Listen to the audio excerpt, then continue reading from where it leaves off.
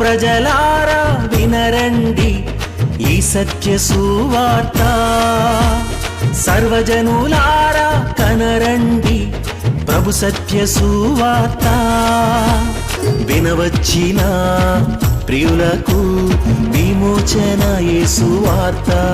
ప్రభు అయిన యేసుక్రీస్తు వారి యొక్క నామంలో మిమ్మల్ని అందరినీ ప్రేమతో ఈ సత్య సువార్తని ఈ కార్యక్రమానికి ఆహ్వానాన్ని తెలియజేస్తున్నా. హాయ్ ఫ్రెండ్స్, మీరు ఈ కార్యక్రమాన్ని వీక్షించడం మాత్రమే కాదు, మీ స్నేహితులు, మీకు తెలిసినటువంటి వాళ్ళు, మీ ఇరుగు పొరుగు వారు కూడా ఇలాంటి కార్యక్రమాలను వీక్షించడం ద్వారా వారు దేవుని యొక్క మేలు పొందుకున్నట్లుగా మీరు ఒకరికైనా పరిచయం చేసి ఉన్నారు అని నేను నమ్ముతూ ఉన్నాను. మిమ్మల్ని నేను దీవిస్తూ ఉన్నాను. మరి ముఖ్యంగా ఈ మధ్యలో మన యొక్క కాంతి టీవీ ఛానల్ కార్యక్రమాలు మరి అనేకమైన ప్రదేశాలలో ప్రసారం చేయబడుతున్నాయి. మరి నేను కూడా అలాగున్నా ఎన్నెన్నో ఫోన్ కాల్స్ ద్వారా నేను తెలుసుకుంటూ ఉన్నా. వేరు ప్రాంతాల్లో కొత్త ప్రదేశాలలో వారికి వస్తున్నటువంటి విధానాన్ని బట్టి నేను దేవునికి స్తుతియాగం చెల్లిస్తున్నా.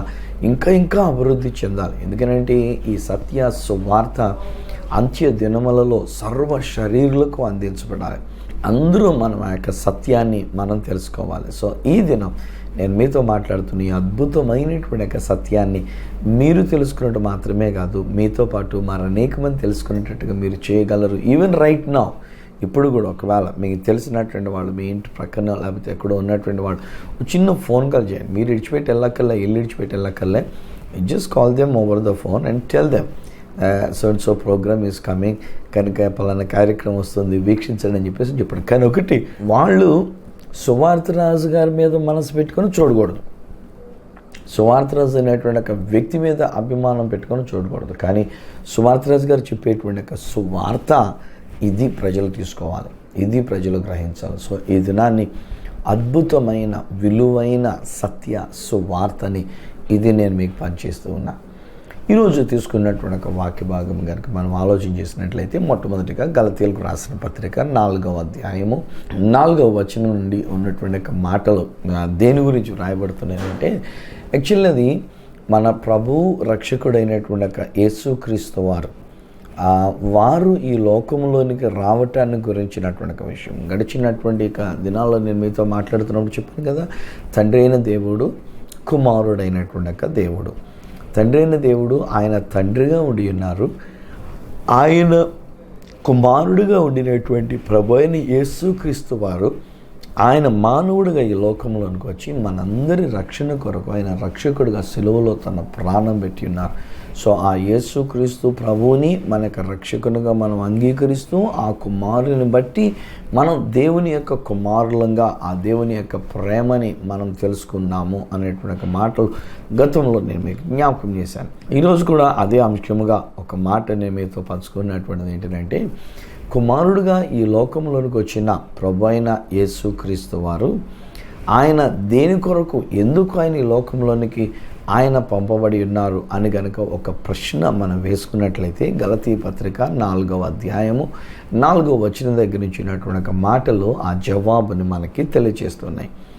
ఆయన కన్యకైనటువంటి ఒక స్త్రీ యందు పుట్టి మనము దత్తపుత్రులము కావాలనని ఇది దేవుని మాటలు. కొన్ని విషయాల్ని మనం మామూలుగా అర్థం చేసుకోగలిగితేనండి, ఇశ్రాయేలీయుల గురించి, ఎఫ్రాయిమును గురించి దేవుడు మాట్లాడుతున్నప్పుడు నా జ్యేష్ఠ కుమారుడు కాడా, ఇశ్రాయేలు నా కుమారుడు కాడా అని ఇలాగున దేవుడు మాట్లాడుతూ ఉంటాడు. అంటే ఇశ్రాయేలీయుల విషయంలో లేక ఇశ్రాయేలు విషయములో దేవుడు వారిని తన కుమారుడుగా చెప్పి ఉన్నాడు. అదర్ దాన్ ఇజ్రాయలైట్స్, ఇశ్రాయేలు కానీ మిగిలినటువంటి వాళ్ళందరూ వాస్తవానికి అన్యులు అనేటువంటి మాట అక్కడ ఉపయోగించబడింది. వారు అన్యులు అనేటువంటిదిగా చెప్తూ ఉంటారు. సో అలాంటి అన్యులమైనటువంటి వారు మనం కూడా అందులోకి వస్తాం. ఎందుకంటే మనం ఇశ్రాయేలీయులం, మనం భారతీయులం, ఈ భారతదేశంలో పుట్టి పెరిగినటువంటి భారతీయులు. సో మన జీవితంలో దేవుడు ఏమన్నాడంటే మనము అన్యులం. ఇక్కడ కూడా ఇంకొక చిన్న కరెక్షన్ ఈరోజు కూడా నేను మీతో చెప్తున్నటువంటి మాటలు ఏంటంటే, తెలియక చాలామంది మాట్లాడుతున్నప్పుడు, మన తెలుగు వాళ్ళు మాట్లాడుతున్నప్పుడు, మన ఆంధ్ర తెలంగాణ రాష్ట్రాలకు సంబంధించినటువంటి వారు మాట్లాడుతున్నప్పుడు ఏమంటారంటే, మనం దేవుని బిడ్డలమని, కానీ వాళ్ళందరూ కూడా అన్యులు అని ఎలాగని మాట్లాడుతూ ఉంటారు. అన్యుల కుటుంబం నుంచి వచ్చారండి, వీళ్ళు అన్యులండి అని చెప్పేసి అని అంటూ ఉంటారు. అన్యులు అనేటువంటి మాట ఇంగ్లీష్లో ఏంటంటే జెంటైల్స్ అని అంటారు. This Gentiles is only used in opposition to juice. యూదుల విషయంలో యూదులు కాని వారిని అన్యులు అనేటువంటి రీతిగా పిలుస్తూ ఉంటారు. వాళ్ళు గ్రీకులు అవనివ్వండి, వాళ్ళు ఇంకొకరు అవనివ్వండి, అరబీలు కానివ్వండి, ఎవరు కానివ్వండి. ఇప్పుడు ఈరోజు మనము కూడా భారతీయులమైనటువంటి మనమందరం కూడా వాస్తవానికి అన్యులెక్కే. ఈరోజుని హిందూ దేశంలో పుట్టినటువంటి ప్రతి ఒక్కరూ కూడా హిందూ అనేటువంటి ఒక తత్వాన్ని కలిగినటువంటి వారమే.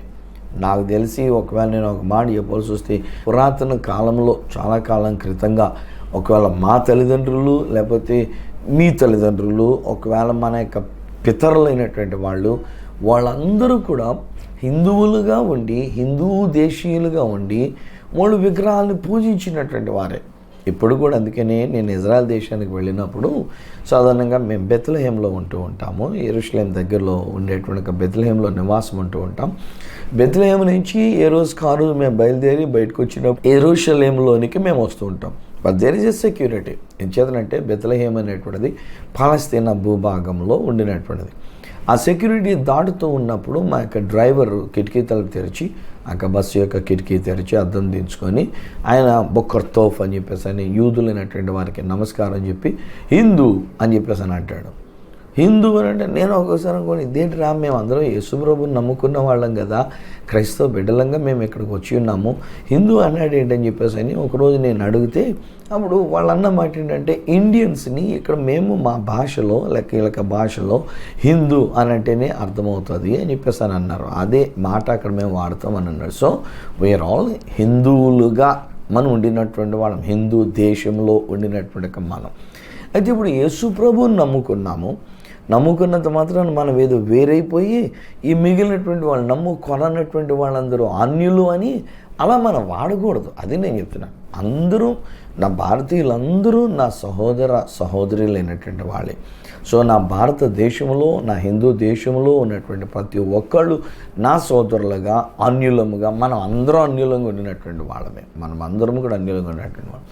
అయితే ఇప్పుడు అన్యులంగా ఉన్నటువంటి భారతదేశీయులు కానివ్వండి, చైనా దేశీయులు కానివ్వండి, రష్యా దేశీయులు కానివ్వండి, అమెరికా లేకపోతే ఆస్ట్రేలియా, ఇంగ్లాండ్ ఇలాగ ఏ దేశానికి సంబంధించినటువంటి వారినైనా ఈ దినాన్ని ప్రభు అయిన యేసుక్రీస్తు వారి లోకములో కన్యకకు పుట్టుట వలన లేక స్త్రీకి పుట్టుట వలన ఈరోజు మనల్ని ఏం చేస్తున్నారంటే తండ్రి అయిన దేవునికి దత్తపుత్రులము కావాలనని, మనల్ని దత్తత తీసుకోవాలని అందుకు ఏసీ లోకంలోనికి వచ్చిండా. ఏమండి, ఒక మాట నేను ప్రశ్న అడగన మిమ్మల్ని, యేసు ప్రభు పుట్టేశారా లేకపోతే యేసు ప్రభు పుడతారా? యేసు ప్రభు ఈ లోకంలోనికి వచ్చేసారా లేకపోతే యేసు ప్రభు ఇంకా ఎప్పుడో వస్తారా పుట్టడానికి? యేసు ప్రభు ఈ లోకంలోనికి వచ్చినప్పుడు మనందరినీ దేవునికి దత్తపుత్రులముగా చేయుట కొరకు ఆయన స్త్రీ యందు పుట్టి ఆయన శిలువ మరణం పొంది ఉన్నారా లేకపోతే పొందుతారా? ఇవన్నీ జరిగిపోయినప్పుడు ఈరోజు నేనంటున్న మాట ఏంటంటే, మనము దత్తపుత్రులమా లేక దత్తపుత్రులం అవుతామా? ఇది ఈరోజు తెలియక బౌద్ధికులమైనటువంటి మేము కూడా మాట్లాడుతున్న మా భాష మేము ఏ విధంగా పెట్టామంటే, మీలో ఎంతమంది దత్తపుత్రులుగా ఉండాలనుకుంటున్నారో చేతులు ఎత్తండి అని అంటాం. ఆగండి, నేను ఎలా చేతులు ఎత్తాను నేనంటే మీరు తెలియకుండా కానీ మీరు చేతులు ఎత్తేస్తున్నారు. ఇదే అమాయకత్వం, ఇదే గొర్రెల్లాంటి తత్వం, ఇదే నేను గద్దిస్తూ ఉన్నటువంటి ఒక విషయం. ఈరోజు నేను ఒక స్టేట్మెంట్ చేస్తూ ఉన్నా, ఈరోజు నేను ఒక సత్య సువార్త నేను పలుకుతూ ఉన్నా. ఈరోజు నేను చెప్తున్న ఈ సత్య సువార్త ఏంటంటే, మీరు, నేను, మనమందరం దేవునికి దత్తత చేయబడినటువంటి పుత్రులమే. హల్లెలూయా! ఎంత చక్కని మాటలు తెలియజేస్తున్నాడు చూడండి. మనమందరము దత్తపుత్రులముగా, స్వీకృత పుత్రులముగా మనము చేయబడి ఉన్నాం. ఈ సందర్భానండి రోమీయులకు రాసిన పత్రిక 11వ అధ్యాయం మీరు జాగ్రత్త చదువుకోండి. ఇప్పుడు నేను అధ్యాయం అంతా చదివితే నాకున్న సమయం అంతా అందులో అవుతుంది కనుక నేను అందులో కాంటెక్స్ట్ నేను చెప్తున్నా. అక్కడ పౌలు భక్తుని ద్వారా దేవుడు మాట్లాడుతున్నప్పుడు ఆయన చెప్తున్నటువంటి ఒక విషయాలు ఏంటంటే, మనమందరము అడవి ఒలివ కొమ్మలమై ఉన్నామంట. అడవి ఒలివ చెట్లు, ఆ అడవి ఒలివ చెట్టుకైనటువంటి ఒక కొమ్మలమై ఉండి ఉన్నాం. కానీ మనల్ని తీసుకొని వచ్చి మంచి ఒలీవ చెట్టుకి అంటు కట్టి ఉన్నారు అని చెప్పేసి అని అంటారు. మంచి ఒలీవ చెట్టుకి మనం అంటు కట్టబడినటువంటి ఒక ప్రజలమైన అబ్బా, ఎంత అమూల్యమైనటువంటి ఒక మాట. సర్లే, ఒలీవ చెట్టు అని అంటే మనకు తెలియదుగా, ఎందుకంటే మనకి ఇజ్రాయెల్ దేశంలోనే ఎక్కువ ఒలీవ చెట్లు. అఫ్కోర్స్ ఇక్కడ ఇండియాలో కూడా ఎవరైనా ఒకరిద్దరు ఏదైనా ఒక ఒలీవ చెట్టు వేసుకొని ఒకవేళ కనుక వాళ్ళు పెంచుకొని ఉంటే వాళ్ళ దగ్గర ఉంటే ఉండొచ్చునేమో. కానీ సాధారణంగా ఈ ఒలీవ చెట్టు అనేటువంటిది ఇక్కడ ఆ యొక్క ఇజ్రాయెల్ దేశంలో ఆ యొక్క కొండ ప్రదేశాల్లో అక్కడ వాళ్ళు వాటిని బాగా ఎక్కువ పెంచుతూ ఉంటారు. మనకు తెలిసినటువంటి విషయం ఏంటంటే గులాబీ మొక్క అంటు కట్టడం అనేటువంటిది మనకు తెలిసి ఉంటుంది కదా. వర్షాకాలంలో మన మధ్యలో 2-3 నెలల క్రితం ఒకవేళ మన వర్షాకాలంలో మనకి గులాబీ మొక్కలు వస్తూ ఉంటాయి. ఈ గులాబీ మొక్క వచ్చినప్పుడు మనం కొనుక్కుంటాం. ఆ మొక్కలు అమ్మేవాడి దగ్గర మనం ఆ మొక్క కొనుక్కుంటాం. వాడు ఒక చిన్న ప్లాస్టిక్ దానిలోనో సంచిలోనో దేనిలోనో పెట్టి మనం తీసుకొచ్చి మనకు అమ్ముతూ ఉంటాడు. దాన్ని తీసుకొని మనం మన కుండీలో మనం పెట్టుకుంటాము. దానికి నీళ్లు పోసి ఏదేదో చేసి మొత్తానికి అడవాడు చేసుకుంటూ ఉంటాం. ఒక పువ్వు కూడా ఉంటుంది. ఆ పువ్వు వచ్చిన తర్వాతనే మనకు అమ్ముతాడు. ఎందుకంటే ఇది పలానా రంగు కలిగినటువంటి ఒక పువ్వు అండి, ఎంత చక్కని ముద్ద గులాబీగా ఉంటుందండి, ఎర్ర గులాబీగా ఉంటుందని ఇలాగ ఏదో చెప్పి మొత్తానికి మనకి దాన్ని విడిచిపెట్టి వెళ్తాడు, మనకు అమ్మేసి వెళ్తాడు. మనం దాన్ని నీళ్లు పోసుకుంటూ ఉండంటే ఈలోగా ఏం జరుగుతుందంటే పక్క నుంచి కింద నుంచి ఇంకొక కొమ్మ ఒకటి వస్తూ ఉంటుంది. అబ్బా, ఇంకో కొమ్మ వచ్చింది, దానికి ఎంత మంచి పువ్వులు వస్తాయి అనుకొని మనం ఇంకా నీళ్లు పోసి మనం జాగ్రత్త చూసుకుంటూ ఉంటాం. ఈలోగా మనకి పువ్వు పూసినటువంటి పైనున్న కొమ్మ కొంచెం అది కాస్త తక్కువైపోతుంటుంది, బలహీనం అయిపోతుంటుంది. ఈ కింద నుంచి వచ్చినటువంటిది ఇది బాగా ఏపుగా పెరిగిపోతుంటుంది. పెద్ద పెద్ద ఆకులు వచ్చేస్తే దానికి ఆ కొమ్మ లావు అయిపోతూ ఉంటుంది. మనం పోసేటువంటి నీళ్ళకి మనం ఇచ్చినటువంటి ఎరువుకి ఇది చక్కగా బలంగా తయారవుతుంది, పెద్దగా అయిపోతూ ఉంటుంది. ఇది ఇంకెంత పెద్దగా ఇంత లావుగా వస్తుంది కనుక ఎంత లావాటి పువ్వు వచ్చేది అనుకొని మనం ఎదురు చూస్తూ ఉంటాం. తీరా చూస్తే అది పువ్వు పోయేదో ఏమీ చేయదు. అది యాక్చువల్లీ మనం గమనించినట్లయితే ఈ కొమ్మ అంటు కట్టబడిన ఈ పొల్లకి కింద నుంచి వచ్చినటువంటి గొడ్డు గులాబీ అంటారు దాన్ని ఏమంటారంటే గొడ్డు గులాబీ కొమ్మ.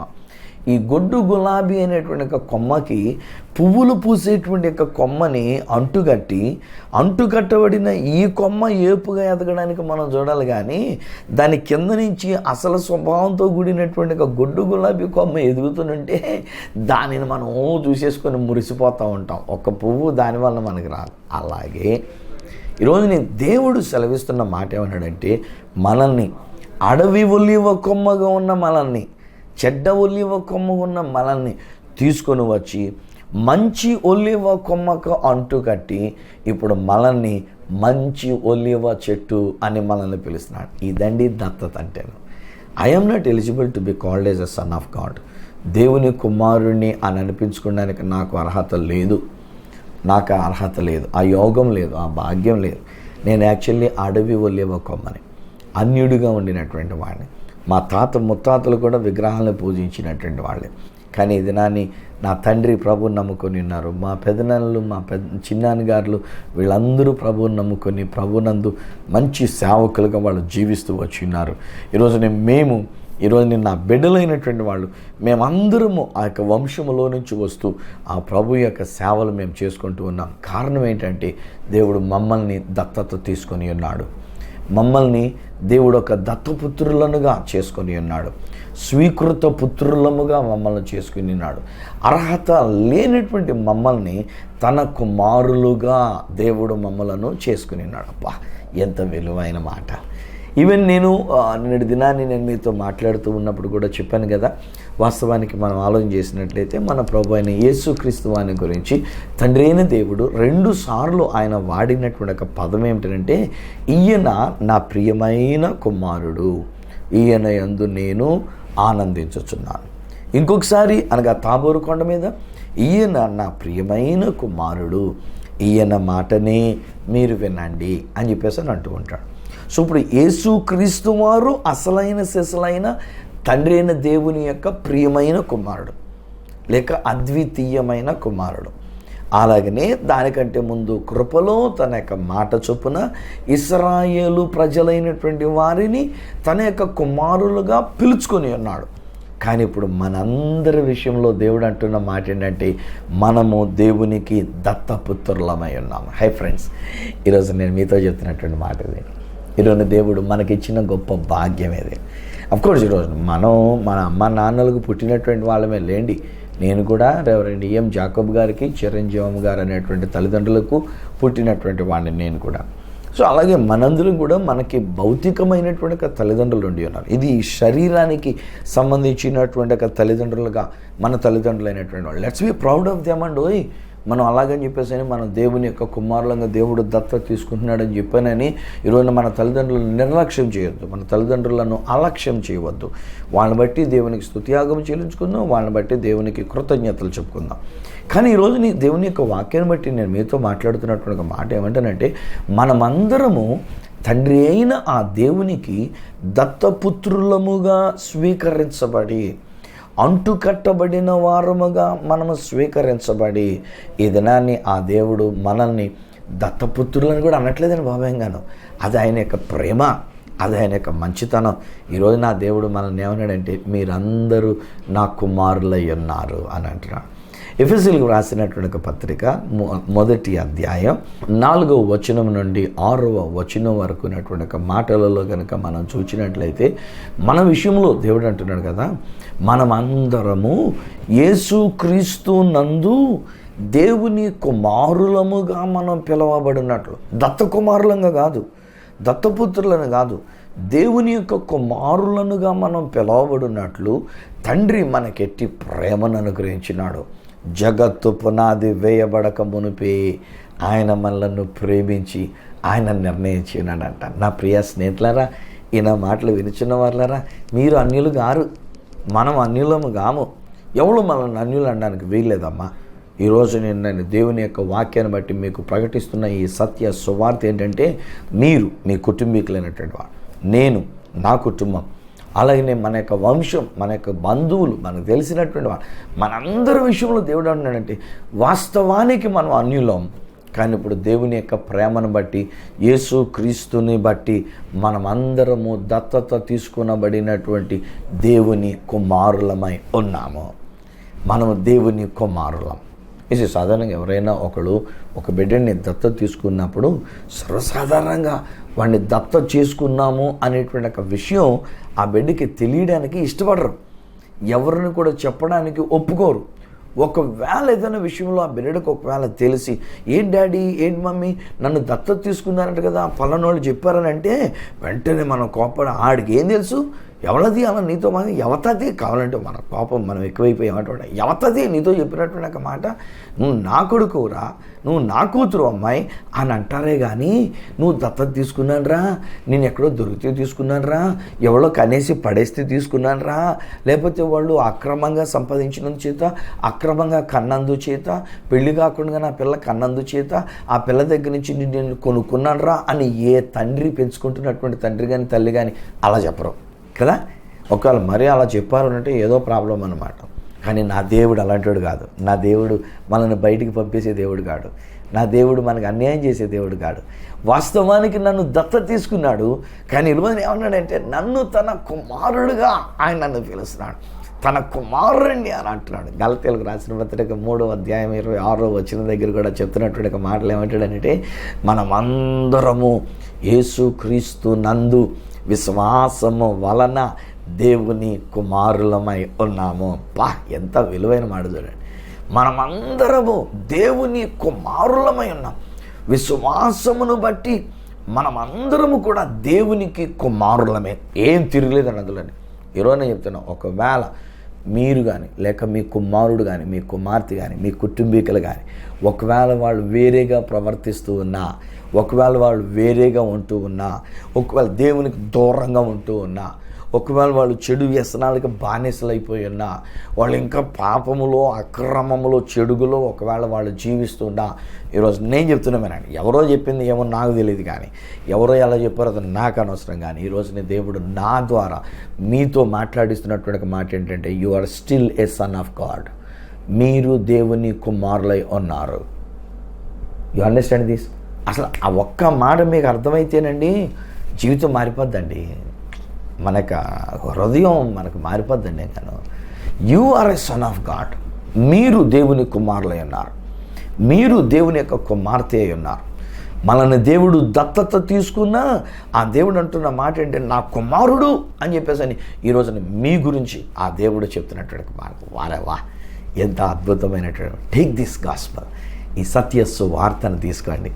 ఈ సత్యస్సు వార్తను మీ మదిలోనికి పెట్టుకోండి, మీ మనసులోనికి పెట్టుకోండి. ఆ దేవాతి దేవుడు ఆయన తండ్రి అయి ఉన్నాడు. మనలను ఆ దేవాతి దేవుడు తన కుమారులనుగా తన కుమార్తెలనుగా ఆయన మనలను స్వీకరించినాడు. ఇప్పుడు చిన్న విషయం జ్ఞాపకం చేస్తాను. బైబిల్ గ్రంథంలోనే మన ప్రభు అయిన యేసుక్రీస్తు వారు చెప్పిన ఒక ఇల్లస్ట్రేషన్ ఉంది. ఓ తండ్రి ఉన్నాడు, తనకు ఒక 2 కొడుకులు ఉన్నారు. ఈ 2 కొడుకులు చిన్నోడు తనకు రావాల్సిన ఆస్తిని ఇచ్చేయమని చెప్పి ఆ తండ్రి దగ్గర నుంచి వెళ్ళిపోయాడు. తన యొక్క దుర్వ్యాపారం వలన తన ఆస్తినంతా తనకున్నదంతా పాడు చేసుకున్నాడు. ఉద్యోగం దొరకలే, చివరికి పందులు మేపేటువంటి పనిలోనికి చేరాడు. యూదుడైనటువంటి వాడికి అసలు పంది అన్న మాటే ఎత్తరండి వాళ్ళు. అలాంటిది ఆ పందిలను మేపడానికి అతడు వెళ్ళాడు అంటే ఎంత నీచాతి నీచమో ఒకసారి మనం ఊహించాలన్నమాట. కానీ ఆ ఇజ్రాయెల్ దేశంలో యూదు అయినటువంటి ఒక వారి విషయంలో అసలు పేరే ఎత్తారు. అక్కడ ఉంటాడుగా బుద్ధి వచ్చింది. దేని గురించి అఫ్కోర్స్ తనకు తిండి లేక తనకున్న పరిస్థితిని బాధాకరంగా పెట్టుకొని అప్పుడు అనుకుంటాడు, నా తండ్రి ఇంటిలో ఉన్నటువంటి ఒక పనోళ్ళకి సైతం కావలసినంత సమృద్ధి అయిన ఆహారం ఉంది కదా, అలాంటప్పుడు నేనేంటి ఇక్కడ ఇలాంటి ఇబ్బంది పడిపోతూ ఉన్నా, నా బ్రతికేంటి ఇలాగ అయిపోయింది అనుకొని లేచి నా తండ్రి దగ్గరికి వెళ్తాను అనుకొని చెప్పేసి లేచి బయలుదేరి వస్తున్నాడు. కానీ ఒక మాట అనుకుంటాడు, నేను నా తండ్రి దగ్గరికి వెళ్ళినప్పుడు అక్కడ తన కుమారుడు అనిపించుకోలేను, ఎందుకంటే నేను ఇల్లు విడిచిపెట్టి వచ్చేసాను, తండ్రిని విడిచిపెట్టి వచ్చేసాను కనుక తండ్రి యొక్క కుమారుడిని అనిపించుకోవడానికి యోగ్యుడిని కాను. కూలోడికైనా అక్కడ భోజనం దొరుకుతుంది సమృద్ధిగా, ఇంట్లో పనిచేసేవాడికి కూడా కావలసినంత ఆహారం పెడుతున్నారు కనుక నేను దగ్గరికి వెళ్ళినప్పుడు అంటాను, తండ్రి నేను నీకు వ్యతిరేకంగా పాపం చేశాను కనుక నీ కొడుకు నన్ను అనిపించుకునే యోగ్యత నాకు లేదు, నన్ను నీ కూలోళ్ళు ఒకటిగా పెట్టుకో అని చెప్పేసి ఆ తండ్రితో చెప్తానని చెప్పేసి బయలుదేరేస్తాడు. వాడు ఇంకా దూరంగా ఉన్నప్పుడు ఈ తండ్రి వాణిని చూచి, నా బైబిల్ గ్రంథం చెప్తున్నటువంటి ఒక మాట ఏంటంటే, ఈ తండ్రి అంట పరిగెత్తుకొని వెళ్ళాడంట, వాని మెడ మీద పడి ముద్దుల మీద ముద్దులు పెట్టేసుకుంటూ ఉన్నాడంట. సదనం పెట్టుకుంటూ ఒక ముద్దు పెట్టుకుంటారు, కాకపోతే లేకపోతే 3 ఈ చేపను ఒకటి ఈ చేపను ఒకటి మళ్ళీ ఈ చేపను ఒకటి 3 ముద్దుల కింద పెట్టుకుంటారు. కానీ ఈయనైతే ఈ తండ్రి అయితే ఇంతకాలం తన తండ్రిని విడిచిపెట్టేసి ఈ తండ్రిని విడిచిపెట్టేసి బయట ఎక్కడ తిరిగాడు అనుకొని ఆ తిరిగి వచ్చినటువంటి ఒక కుమారుని ఎదుర్కొనేటువంటి ఒక తండ్రి ముద్దులే ముద్దులు మొక్క నిండా ముద్దులు పెట్టేస్తున్నాడు, మొత్తం అంతా ముద్దులు పెట్టేస్తున్నాడు, కౌగిలించుకొని ఉన్నాడు. ఈలోగా ఆ ప్రేమ ఆ కౌగిలలో ఉక్కిరి బిక్కిరైపోయి తను చెప్పాలనుకున్న మాట చెప్పడానికి ఒకవేళ ప్రయత్నం చేసి ఉంటాడేమో, ఒకవేళ చెప్పాలనుకుని నోరు తెరిచి ఉంటాడేమో, తండ్రి నేను నీ కొడుకుని అనిపించుకోవడానికి యోగ్యుడని కాను అని వాస్తవాన్ని చెప్పడానికి మనోడు అనుకుని ఉంటాడు. ఈలోగా తండ్రి మాట్లాడుతూ చెప్తున్నటువంటి మాటలు ఏంటంటే, అక్కడ ఉన్న మనం విడిచి రే ఈ నా కుమారునికి ప్రశస్తమైన వస్త్రాన్ని తొడగండి, చేతికి ఉంగరాన్ని పెట్టండి, వాని పాదములకు సమాధానం కలిగిందనేటువంటి ఒక చెప్పులు జోడు వానికి తొడగండి. ఈ నా కుమారుడు చనిపోయి మరలా బ్రతికాడు, తప్పిపోయి మరలా దొరికాడు. హై ఫ్రెండ్స్, ఒకవేళ ఈరోజు నువ్వు ఎటువంటి పాపంలో జీవిస్తున్నా, ఒకవేళ ఇంతవరకు నువ్వు ఎలాంటి రీతిగా తండ్రిని విడిచిపెట్టి తిరుగుతూ ఉన్నా, దేవుణ్ణి విడిచిపెట్టి, సంఘాన్ని విడిచిపెట్టి, ఆలయాన్ని విడిచిపెట్టి, నీ సంఘ కాపరిని విడిచిపెట్టి ఒకవేళ నువ్వు ఎలాంటి జీవితం జీవిస్తున్నా, ఇదేనా నేను నా ద్వారా దేవుడు పలికిస్తున్నటువంటి ఈ సత్య సువార్త ఏంటంటే, you are still son of God, నీవు దేవుని కుమారుడివి. ఇదే సత్య సువార్త. మామూలుగా అయితే ఏమంటామంటే, నీ బ్రతుకుని నాశనం చేసుకున్నావు, నీవు ఇవ్వబడిన ఆస్తినంతా దుర్వ్యాపారం వలన నాశనం చేసుకున్నావు, పెద్ద కొడుకు తిట్టినట్టుగా వాడు వ్యభిచారుల చేత వేశ్యల చేత వాడు బ్రతుకునంతా నాశనం చేసుకుంటే వాడి కొరకు నువ్వు విందు చేస్తావా అని చెప్పేసి ఆ పెద్ద కుమారుడు అన్నట్టుగా చాలామంది పెద్ద కుమారుడు ప్రసంగాలు చేస్తూ ఉంటాం మేము. నీ బతుకు నాశనం చేసుకున్నావు, నువ్వు దేవుని కుమారుడు కావు. మీలో ఎంతమంది దేవుని కుమారులుగా ఉండాలనుకున్నారు, ఈ దినం మీరు చేతులు ఎత్తండి, అక్కడే ఉన్న చోట చేతులు ఎత్తండి అని అంటారు. మనోళ్ళు కూడా అదిగో మీకులాగానే చేతులు ఎత్తారు. నేను అందుకేనండి మిమ్మల్ని గొర్రెలని పిలుతున్నాను. చచ్చా, నేనేదో మా ప్రసంగంలో నేను మాట్లాడుతూ అంటూ నా చేతులు ఎత్తండి అని అంటారు అని అంటున్నాను నేను. ఈలోగా అప్పుడే మీరు చేతులు ఎత్తేసాను. నేను చెప్తున్న సత్య సువార్త ఏంటంటే, ఒకవేళ నువ్వు చెడిపోయిన వ్యక్తి అయినా, చెడు వ్యసనాలకు బానిసమైపోయినా, తండ్రిని విడిచిపెట్టేసి బయటికి వెళ్ళిపోయినా, దూరం అయిపోయినటువంటి వ్యక్తిగా నువ్వు ఉంటూ ఉన్నా, ఈ దినాన్ని నా ద్వారా నా దేవుడు మీతో పంచుకున్నటువంటి సత్య సువార్త ఏంటంటే, నీవు దేవుని కుమారుడవే. హల్లెలూయా, నీవు దేవుని కుమార్తెవే. ఈలోగా మనందరికీ ప్రథమ ఫలంగా ఉండినటువంటి యేసుని బట్టి ఒక మాట చెప్తా, ఆ యేసయ్య మనందరికీ పెద్ద అన్న. ఈరోజు నా యేసయ్య మనకి అన్న. చాలాసార్లు కొంతమంది విషయంలో మనం కూడా అన్న అన్న అని చెప్పేసి అని పిలుస్తూ ఉంటాం. ఒక్కొక్కసారి ఒక్కొక్క రాజకీయ నాయకుడిని అన్నా అని చెప్పేసి వాళ్ళని అన్న అనే రీతిగా మనం పిలుస్తూ ఉంటాం. ఒక్కొక్కసారి కొంతమంది పేర్లే పెట్టుకున్నప్పుడు ఆ పేరులోనే అన్న అనేటువంటి ఒక పదం వచ్చేటట్టుగా వాళ్ళకి పేరు పెట్టబడినప్పుడు మనం ఆ పేరు పెట్టి పిలుస్తూ వాళ్ళని అన్న అనేటువంటి రీతిగా మనం వాళ్ళని కూడా అన్నగా మనం పిలుచుకుంటూ ఉంటాం. ఒక్కొక్కసారి కొంతమంది ఇతర నాయకులైనటువంటి వాళ్ళు వేరే వాళ్ళుగా ఉండినటువంటి వాళ్ళు కూడా వాళ్ళ యొక్క విధానంలో వాళ్ళు పిలిచేది ఏంటంటే అన్న అంటాడు, ఈయన అన్న అంటాడు, ఆయన అన్న అనే అంటూ ఉంటాడు. ఎందుకనంటే వాళ్ళందరూ పిలుచుకునే కోడ్ ఏంటంటే అన్న అనే రీతిగా పిలవాలి అనేటువంటి రీతిగా ఇది పెట్టుకున్నారు కనుక వాళ్ళు అన్న అన్న అంటారు. కానీ ఈరోజు నేను చెప్తున్నానండి, అసలైన సిసలైన అన్న ఎవరు అనంటే యేసుక్రీస్తు ప్రభువారే. యేసుక్రీస్తు ప్రభువారు. ఎందుకనంటే యేసు ఆ తండ్రి అయిన దేవునికి జ్యేష్ఠ కుమారుడు, ఆ తండ్రి అయిన దేవునికి అద్వితీయమైన కుమారుడు, ఏకైక కుమారుడు. ఆ యేసుక్రీస్తుని బట్టి ఇశ్రాయేలీయులు దేవుని కుమారులయ్యారు. అన్యులంగా వాస్తవానికి ఉండినటువంటి మనము కూడా దత్తపుత్రులముగా పిలువబడినప్పటికీ ఇప్పుడు దేవుడు మనల్ని యేసుక్రీస్తు నందు ఏమని అంటున్నాడంటే మనము దేవుని కుమారులమే. హల్లెలూయా, హల్లెలూయా. మనం దేవుని కుమారులమైతే అప్పుడు మన ప్రియమైనటువంటి యేసుక్రీస్తు ప్రభువారు ఆయన మనందరికీ అన్నగా ఆయన మనం పిలుచుకోవాలి, మన తోబుట్టువుగా మనం పిలుచుకోవచ్చు. ఆయన తోటి వారసులముగా మనము జీవించడానికి, ఆయన తోటి వారసులముగా మనం ఉండడానికి వాట్ ఏ ప్రివిలేజ్ అండి. ఎంత గొప్ప భాగ్యం ఆ దేవాతి దేవుడు మనకు అనుగ్రహించినాడు. ఈరోజు నీ జ్ఞాపకం చేసుకోండి బిడ్డలు, మీరు దేవుని కుమారులై ఉన్నారు. మనమందరము దేవుని కుమారులమై ఉన్నాము. మన మంచితనం కాదు, మన పరిశుద్ధత కాదు, మన గొప్పతనం కాదు, మనకున్నటువంటిది ఏదీ కాదు. ఆ దేవుడు చెప్తున్నటువంటి ఒక మాట ఏంటంటే ఆయన ప్రేమ, ఆయన యొక్క కృప ఈరోజు నన్ను తన కుమారుడిగా పిలిచినటువంటిది, మిమ్మల్ని తన కుమారుడుగా పిలిచినటువంటిది. అప్పుడు యేసు మనందరికీ జ్యేష్ఠుడు కనుక, పెద్దవాడు కనుక మనందరికీ అన్నగా పరిగణించబడి ఉన్నాడు. ఇట్టి భాగ్యాన్ని దేవుడు మనకు అనుగ్రహించినందుకు దేవునికి మన స్తుతి యాగం చెల్లించుకుందాం. తండ్రి, నీకు వందనాలనైనా, ఈ బిడ్డల కొరకు నీకు వందనాలు. వీరిని నీ కుమారులుగా నువ్వు చేసుకున్నందుకు నీకు వందనాలు. మేమందరం నీ కుమారులం నాయన. వాస్తవానికైతే మేము అన్యులు వెళ్ళండి, వాస్తవానికైతే మేము పాపులం, వాస్తవానికైతే మేము తండ్రి ఇంటిని విడిచిపెట్టేసినటువంటి వాళ్ళం. కానీ సత్య ప్రకారంగా మేము ఆలోచన చేసినప్పుడు మమ్మల్ని దత్తత తీసుకొని అడవి ఒలివ కొమ్మలుగా ఉన్నటువంటి మమ్మల్ని నాన్న మంచి ఒలివ చెట్టుకు మమ్మల్ని అతికించారు.